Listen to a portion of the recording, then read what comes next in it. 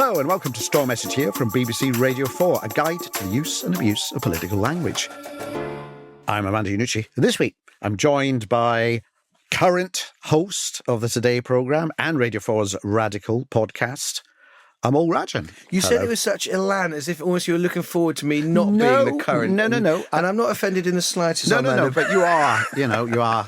Moving on, and we'll discuss, the ins and outs of where you're going in terms of media and news reporting. We'll look at that in a minute.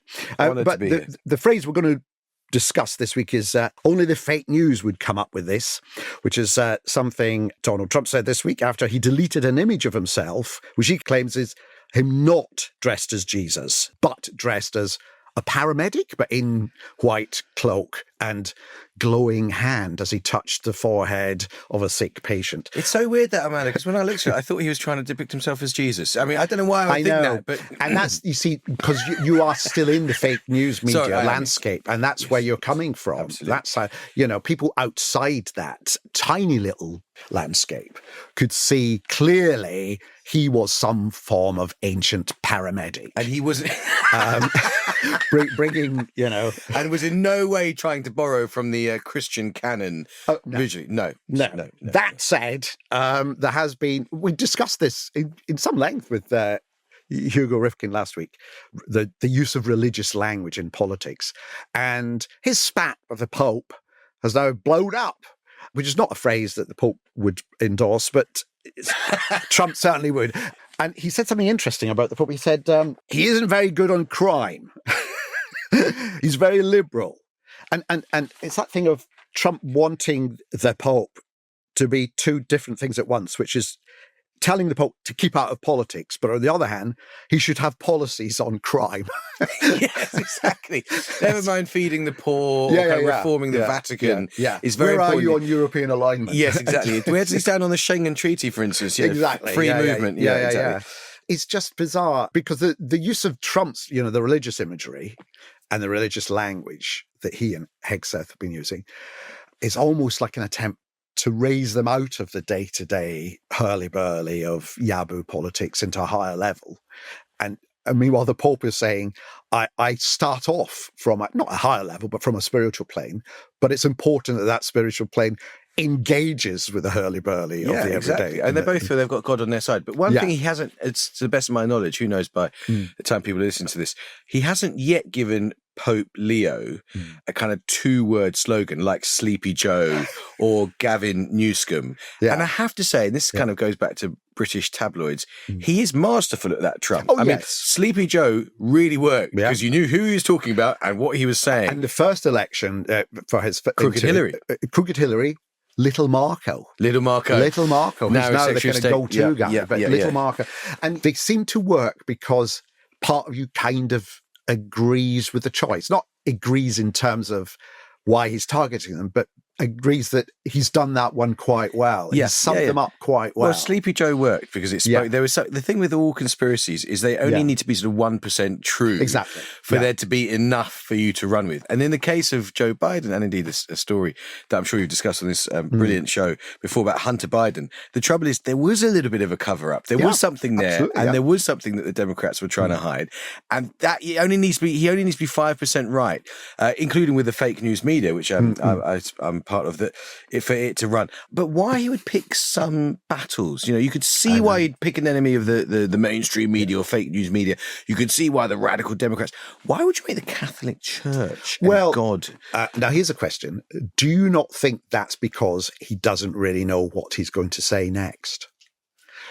And also his whole approach to anything is never backtrack, never apologize, just be more aggressive. And be on the front foot. Be on the front foot. That's actually something interesting that what people once said to me about Rupert Murdoch. When I was the media editor of the BBC, when Rupert Murdoch was trying to buy Sky, I went to New York to do this bit of reporting on him, and he walked out of the Fox News building, and we were like, wow, it's Rupert Murdoch, and this is there on the internet.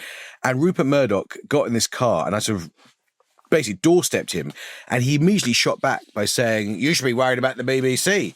And Rupert Murdoch has always been on the front foot. He's always been someone who's aggressive in that posture, and I think that's something he possibly shares with President Trump, which is that the instinct is to attack. The instinct is to go forward. And as you say, even when he gets things wrong and everyone says, maybe you got this one wrong, he doesn't apologise. He just issues another statement. Yes. It works for Trump, though. I saw a press conference just this week where he got a reasonable question from a New York Times journalist. Yes. And he said something about failing New York Times, the circulation's collapsing. I mean, I don't know what the New York Times is absolutely thriving financially. Yeah. And it's true that newspaper circulations, as I know a bit about because I used to work in newspapers, are down, but more people are paying for the New York Times than ever. Its subscriptions are soaring. How do you respond to that? I mean, you sort of say, that's not true. Yeah, of course. I suppose I saw that exchange, and I think the reporter would probably be thinking, if I start why engage? Doing this, I'll never get my actual question. So you stick to the question. You stick to it. So it's ignore. If he's going to be aggressive and punch back all the time, it's the rope a dope. It's the kind of lean back on the ropes and let him just get it out. Yeah. But does he believe it? I mean, does he believe it? When he does a press conference outside the helicopter and he says, I think he referred to CNN, he says, I've got huge support. I think he's 100% support for this war in Iran. Do you bother wasting the limited time you have by saying, actually, it's not true? That's an ontological question that we have debated many, many times on this show. And we've arrived at the fact that it doesn't boil down to belief, it's about effect, in that he believes anything he is saying at the time he's saying it. Does he believe it? Not as in this is factually true, more as in if I say this, I will convey the effect I want, or I will persuade people into the argument I want them to fall into. But it's very instant. It's instant. So if he says something, as we've seen, if he says something one day, that doesn't mean to say he will say it or believe it the next day. Yes. So these are momentarily, they're of the moment. They capture your attention. They capture your attention, which is why I think the signature phrase, which I know you've discussed on this great show, is thank you for your attention to this matter. I know. Isn't it amazing that the ultimate master of the attention economy uses the word attention in his little sign-off on Truth Social? But also, who uses that phrase anywhere else? I quite like it. Thank you for your attention. But I think it's quite good. I think I might use it with my 3-year-old. When my 3-year-old's sort of throwing shreddies about all over the place and is instead cajoled by her father to think about having some Rice Krispies, I might say, well, if you eat these Rice Krispies, you'll feel full. I won't have to keep feeding you or cleaning up shreddies, and we can move on to the rest of the day. Thank you for your attention to this matter. Or do the kids just go, thank you, much appreciated. Much appreciated. Thanks, Dad. Throw the rest of my face. I think it works when it's a considered text but when he does a kind of, you're all batshit crazy, thank you for your attention to this matter, doesn't quite work as a sign of anyway. We'll move on. Just feeding the religion stuff back in again, because I was just appalled. We were talking in great detail about it last week. So if you want to go into the refineries of religion and politics, listen last week. But it was quoted that Pete Hegseth, the War Secretary, not Secretary. Don't call him defence, they're on the offence. His spiritual guide did an explanation of why they are so bullish about what they're doing. And he said, if our Lord is sovereign even over the sparrow's fallings, you can be assured that he is sovereign over everything else that falls in this world, including Tomahawk and Minutemen missiles. Jesus has the final say over all of it. That's the frightening thing, that actually there are certain powerful people who are now untethered to reality, see themselves as like being on the spiritual plane, and therefore, using the force to decide which targets to hit. In the end, I won't be responsible morally for the effect of the bombing campaigns, because a higher being has ordained that these are correct. Just one final thing. This morning, which is Tuesday morning, as we're recording this, Thursday when this goes out, talking about the new strategy of doing a blockade on Iranian ports. And J.D. Vance said a phrase that I thought, that's really interesting. This is how far we've changed. He said, if the Iranians are going to engage in economic terrorism, two can play at that game. And then separately, he said, the United States will abide by those standards as well. And I just thought, first of all, it's just weird to imply that terrorism has a set of standards that you have to abide by. Yeah, it might be low standards, but they're still standards. But, a sentence that starts with, if Iran is going to engage in terrorism, you would expect the second half of the sentence to be, America is going to apply law, or America is going to take a higher, America is going to think about, That's it's interesting the D hyphen moralization of international politics. Oh, go on. I like this. It's a sort of, it's not demoralized in the sense of kind of, being kind of feeling down and disappointed. No. It's a sense of taking morality out of things. Yes. I remember around the Iraq War, William Hague and others in British conservatism saying that one of the damaging things about the Iraq War was that it meant that the West had forfeited the higher ground, the moral high ground. And that is just something that sort of seems to have seeped away. If you have a world where might is right, where what matters is the strong and the weak, what matters is power, relationships and rivalries, it becomes about force and strength rather than doing the right thing. It's about you take out the kind of feeling of rectitude. So in a way, Vance there is simply expressing the kind of logical conclusion of a move from a kind of moral international stage towards a kind of mighty international stage where power rules. And that was the threat against Pope Leo, wasn't it? The US has the power to affect everything. We can do whatever we like. We would, But he says that even as J.D. Vance, I know, has got a new book coming out. He's obviously been busy, called Covenant, I think. About his conversion to Catholicism. Yeah, because he lost his faith for a while, J.D. Vance, and then sort of rediscovered it in a big way. And I should say, talking about strong message here, I don't think anyone who wants to understand modern American politics could do so really without reading J.D. Vance's masterpiece of a book called Hillbilly Elegy. It's an amazing document written before he was fully in bed with, I think he's probably quite critical of Trump there, but there's a very strong message in it which explains a lot of kind of modern America. And I have to say, he wrote it himself, he read the audiobook himself, and he's quite a good writer. He should write more speeches. Well, there's a calling. There we are, yes. So I think Trump would argue that there is a high moral ground that he's on. It's just, he wants to cover it in real estate. Because it's lying empty at the moment. Yeah, big ballrooms and casinos, yes. Now, you're part of a trend of understandably of broadcasters and journalists using new media, but now politicians obviously are adopting that as well. The government's announced it's going to start its own podcast. It's a kind of YouTube channel, I think. YouTube channel, yeah. And what's really interesting and weird about that in one way is that I've been saying to the government, not so much privately, but publicly as well, that they ought to be much better at communicating on YouTube. But by that, I meant for each big policy decision, do a kind of brilliant 7-minute explainer. What I think they're going to do is they're going to try and get influencers to do a bit of this for them because they think they can almost piggyback off the kind of influence of these people who have their own big followings. Yeah. It's really interesting. I think some of this is actually brutally, and I say this knowing that it will annoy people in my trade, it's quite effective. So when during the last election campaign, Keir Starmer did a kind of walk and talk with Gary Neville, right, ex-Manchester United footballer and now entrepreneur. He's got, I think, over 2 million followers on Instagram. And if you're thinking about an old world where you might do an interview with the Daily Express, yes, which is going to be pretty hostile to you, has a small print circulation, I guess over 100,000 still, but small.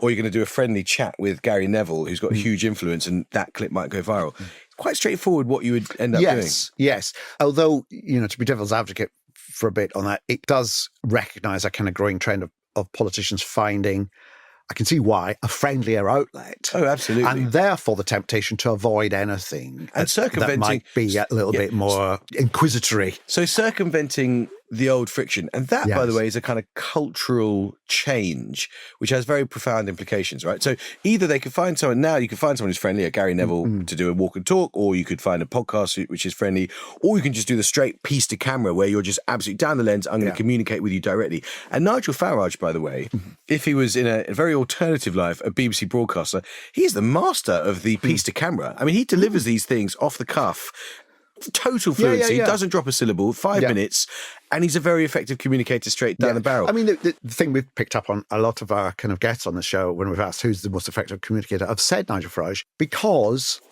you're right, he doesn't stumble, and also he addresses people without using notes or a speech. Feels authentic. And that's important because you're then looking at them in the eye rather than looking down at a lectern and a piece of script. Yes. And if you can do that and get 5 million views, why would you go on a major news broadcaster or give yourself, I mean, print, by the way, is a different thing because with print, you end up being, I think, just sort of fodder for the piece that's often written by the journalist. But why would you go on and have a difficult interview? Now, I would say that you can still, and I think it's important people do this and submit themselves to scrutiny, you can still earn tremendous respect by showing that you can survive scrutiny. And that's a hard argument to make.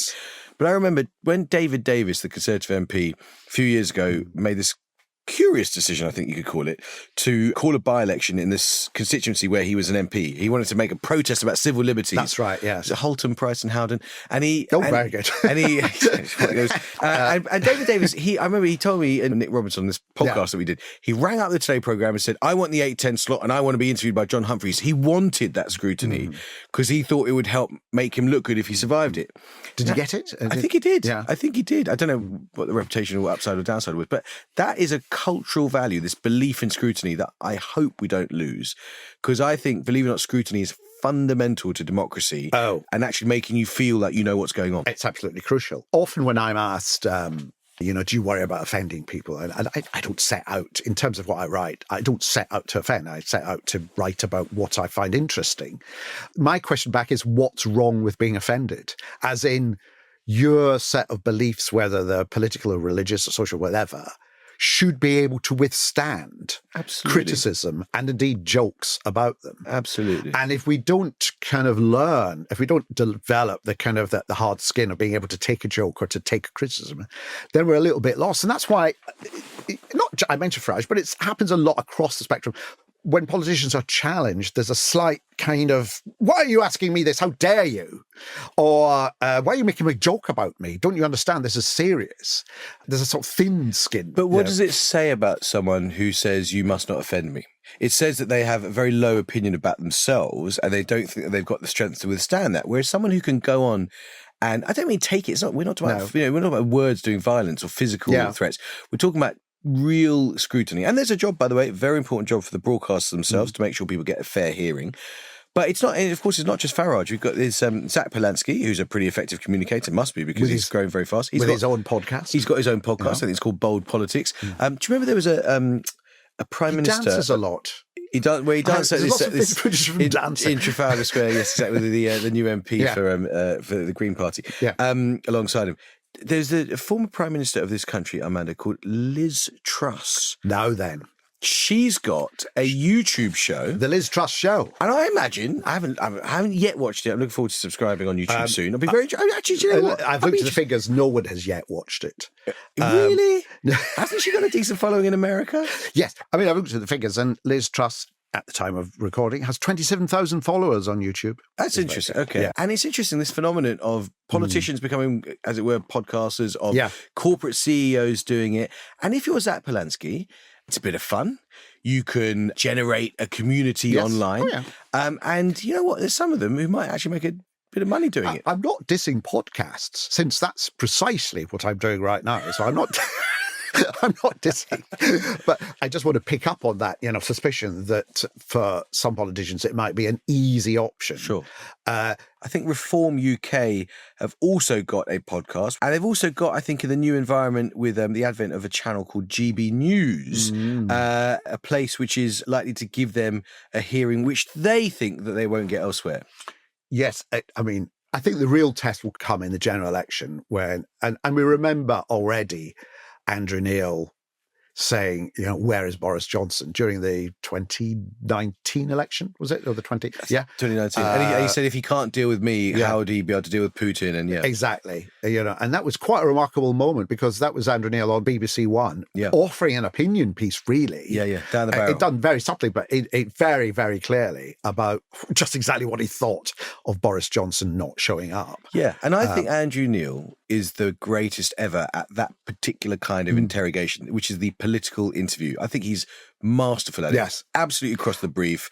Technically, I've studied it very closely. I've spoken to him about it. He asks very short questions, so you don't get lots of wriggle room, and he keeps at it. He keeps at it. Yes, he keeps at it. And he's got his research. I've often said when it's, criticisms are made about the BBC, which no doubt you'll have faced as well, whether it's too left-wing or it's too right-wing, depending on what questions it's asking of which politician. I've often cited, someone like Andrew Neil, who we knew was, worked with Rupert Murdoch at Sky News. We know where he's edited The Spectator. We know politically where he's chairman of The Spectator. Chairman of The Spectator.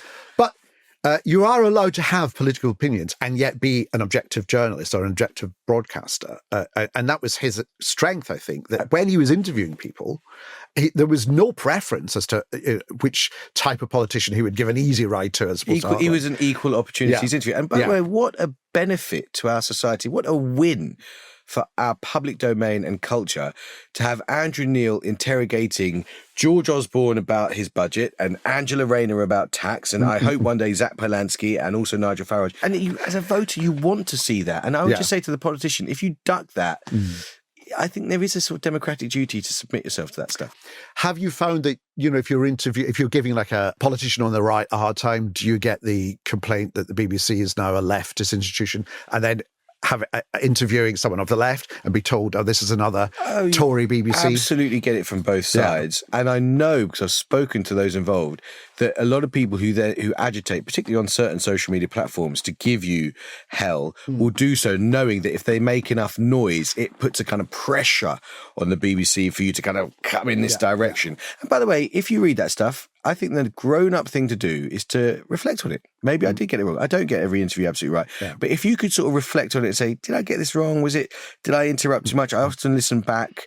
Did this person get a fair hearing? You do kind of reflect on it. But there is so much noise that being able to do a kind of information triage and distinguish between just the abuse and the informed analysis and the kind of just the nonsense, it's quite hard. Right, I've got two phrases now that I'm going to just keep: information triage. Thank you very much. And abuse? No. I just like these as phrases. And what was it? The demoralizing of politics. That's right. Yeah. De-moralizing. De-moralizing. Which I think is terrifying. One of the phrases that I would... these are phrases you're going to use. These aren't phrases you're going to put in the bin. We're saving that for later. No. We're saving that for later. Okay. No, they're just phrases I like. Yeah. Okay. Information triage. I think I might... I'm sorry to... I think I might have got an information triage from Elon Musk. I don't know how that makes you feel. Oh, my God. But you're welcome to have it. If you're a fan, that's nice. Fantastic. So, and then you can, I've done both. Yeah. And that's the other thing Donald Trump does. Sorry, just to go back, but it just reminds me, he's the master of saying two completely opposite things at once. Any sentence he says is 5 times longer than any other human sentence, but it's to allow for both sets of opinions. So he'll say, I like the BBC. I'm a fan of the BBC, but they were a little, once in a while, they're all fake news from start to finish. They should be abolished. They should be abolished, but I enjoy what you do. And maybe, you should go back to BBC. Maybe the BBC is a good thing. Maybe it is a good thing. It should be. So by the time you've got to the end of the sentence, you can take away from it either view. Do you know what I mean? And he can then go back and say, well, I said this. But he's won your attention. That's Donald Trump's insight is that attention is power, and he gets attention like no one in the history of our species. And that's the shift we've had in the information age, that we're now in the attention economy as opposed to the truth economy.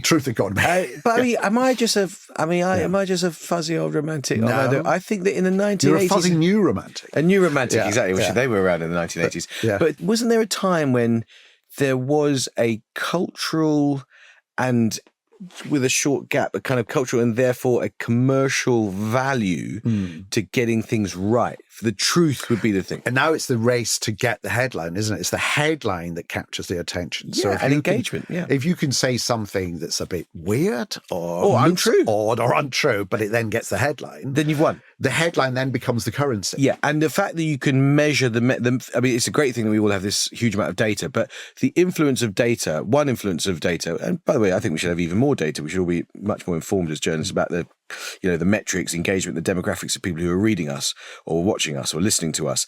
But the fact is, those metrics incentivize engagement. Yes. And there are certain tricks of the trade, race to the bottom of the brainstem, where if you want engagement, you do emotion, often negative emotion, to grab people. Yeah. And, truth becomes a secondary consideration, That's sadly. Right. It's a word Stuart Lee coined in this room, which is fabulous speculation.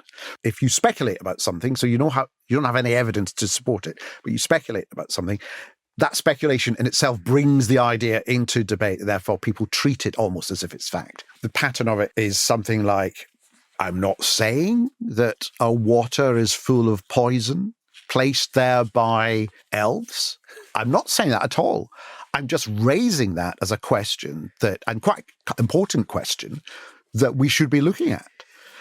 And before you know it, our water is poisoned by elves is the headline. Because conspiracies like that, a wonderful phrase by the great Stuart Lee, conspiracies like that they offer you something. They offer you the allure of a kind of Narnia. They make you think that you might have access to some secret information. So it's a way of making you feel like you could become powerful because you and you alone have seen the truth. Exactly. And the trouble with the truth, and it's a really unfashionable thing, is that the truth is hard because you have to spend time finding out. It's expensive because the people you pay to find stuff out, you got to pay them.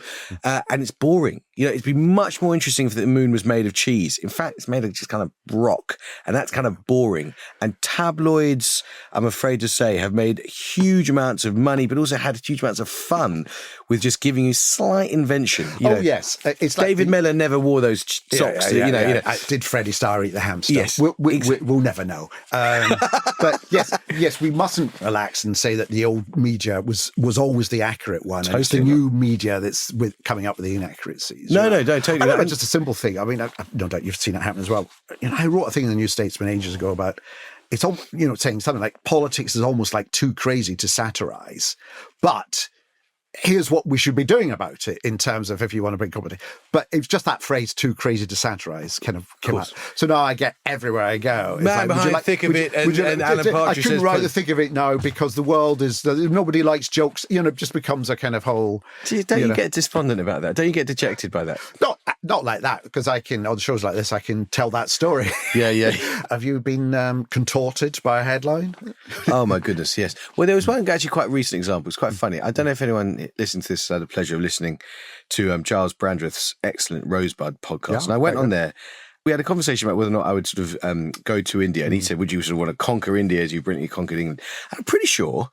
so the whole podcast is a love letter to England. I'm pretty sure I said really explicitly, no. I would like to stay in England. And I think I even went so far as to say, that's the vote of confidence that people might like to hear. And then I said that one day as a parent, as maybe any parent would, I'd like my kids to go to India, make up their own mind where they want to be. And then I said, I'm worried about whether England was somewhere that history was being made. I also said, for my kids, it'd be nice for them to discover the civilization in their blood, which isn't a sort of nationalist blood and soil thing. No, what I meant is that their dad's Indian by heritage. This was written up in various places with headlines that implied the absolute opposite of what I'm saying.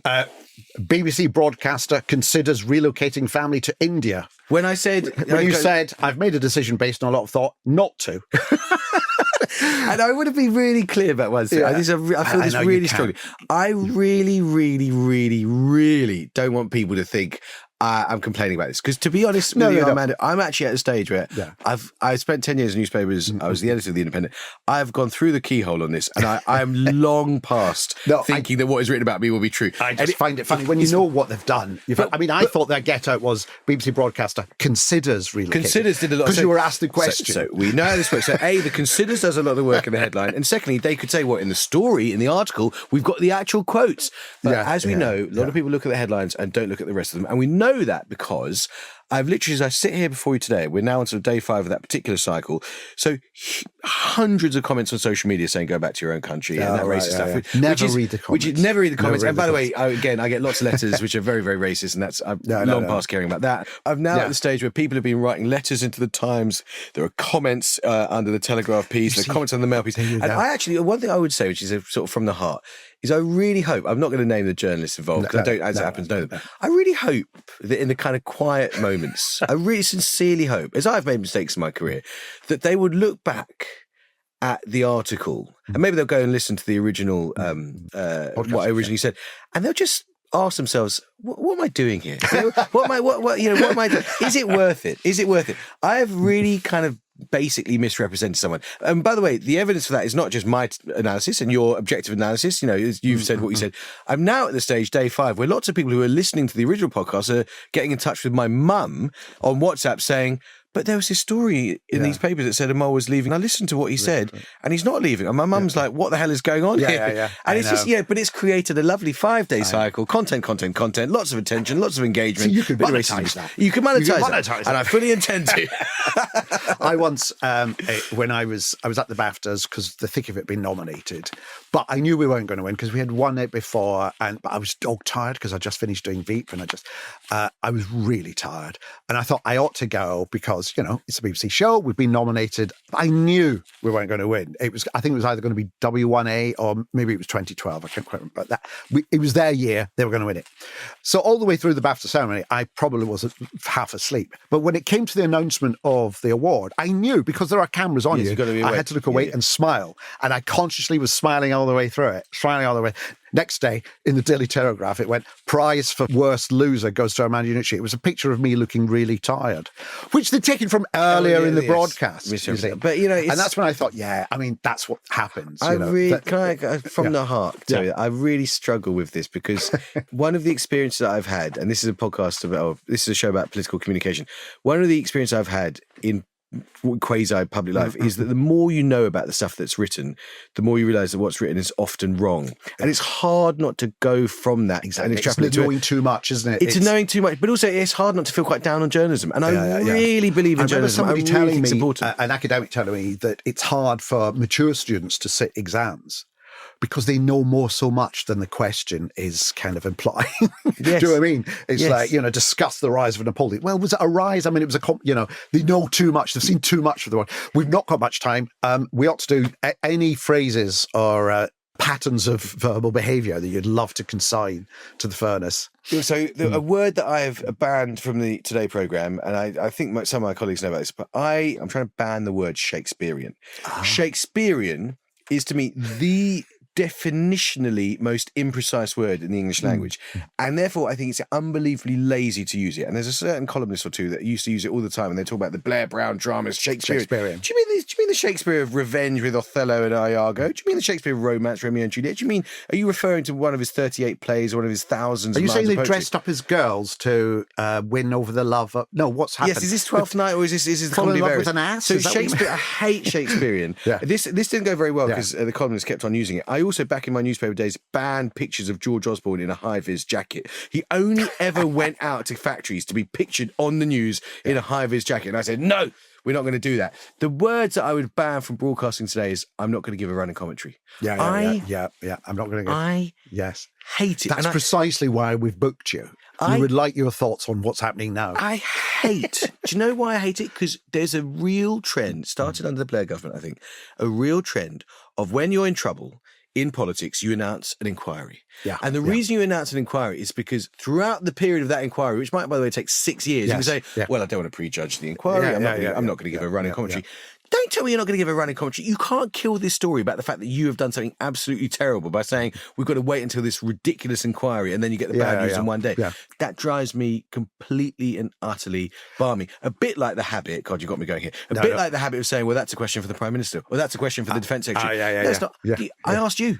You're in the government, collective responsibility. I asked you, what do you think? What do you think? Yeah. I know you might be Education Secretary and you might not know about defence spending, but just tell me what you think, because you're a grown adult. I was going to add to, I'm not going to give a running commentary, the phrase, well, these are old arguments. As in, we discussed that last week. Why are you asking me about it now? We've been through this. We haven't. It's not been resolved. I just asked you about it. No. We've been through all this. But Armando, the trouble is, I just asked you about it. Well, I tell you what you should be asking. You should be asking, why aren't other programmes as good as the podcast I do? That's what you should be asking. But you see, that is, when someone does that, they become easier to interview. When they come out with their 3 points that they want to land and they do it, I sometimes at the start of an interview let them get off their chest the thing they want to land. You've got this speech, your briefing notes from your SPAD who's just out of... Before I answer that question, I'd like to first of all, commend the great efforts that have been made by the Federation of Carpets in Slovenia in getting me here and killing time. So I sometimes at the beginning let them get their stuff off their chest, their speech off their chest, and that's they need to get something out of the interview. They want to land their points. But if you then fail to answer the questions and you just bloviate endlessly, I'm going to get excited and I'm going to come after you. Whereas the politicians who are difficult to interview are the ones who actually answer it. So Michael Gove's quite tricky to interview because you might say, Are you not disgusted that this report into behaviour number 10 says some of your younger colleagues were vomiting on the very walls that the cleaners are just... And he goes, yes, I think it's disgraceful. And then you've got nowhere to go. Okay, great. All right. So honest advice to politicians is actually answer the question, shock the interviewer into thinking this guy's going to give me an answer, and then the interview's got nowhere to go. Right. I'll apply that to the next episode then. Thanks for listening to Strong Message here. I'll be back next week, and why not go and listen to some of our episodes from our back catalogue? We've got loads to choose from. Just search for Strong Message here and subscribe on BBC Sounds. Goodbye. Goodbye.